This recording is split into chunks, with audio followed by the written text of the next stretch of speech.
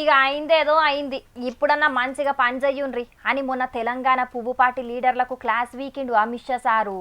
ఇక మరి అందరూ కూడి పని చేసుకుంటారో లేకపోతే ఏందో గాని మళ్ళా ఇప్పుడు పెద్ద పంచాది పెట్టుకునే కథ అయ్యేటట్టే ఉన్నదట పువ్వుపాటి లీడర్ల నడమ. మరిగా పంచాదేందో మనం కూడా అరుచుకున్నద్దాం పాన్రి. ఎంపీ ఎలక్షన్లు ముంగటుండుడేమో గాని టికెట్ల కోసం అయితే మస్తు పోటీ పడుతున్నారు పువ్వుపాటి లీడర్లు. ఇక మల్కాజ్గిరి నియోజకవర్గంకైతే ఓ 10 మంది దాకా ఆశ పడుతున్నారట పువ్వుపాటికెంచి. దాంట్లో మాజీ మంత్రి ఈటెల సారు, మాజీ ఎంపీ చాడ సురేష్ రెడ్డి సారు, మాజీ ఎమ్మెల్సీ రామచందర్ రావు సారు, మాజీ ఎమ్మెల్యే కూన శ్రీశైలం గౌడన్న గిట్ల ఇంకా కొంతమంది ఉన్నారట. ఇక వీళ్ళంతా టికెట్ కోసం ఎవ్వల ప్రయత్నాలు ఆళ్ళు చేస్తున్నారట. మొన్నటిదాకా ఈ మల్కాజ్గిరి నియోజకవర్గానికి సీఎం రేవంత్ అన్న ఎంపీగా ఉండే.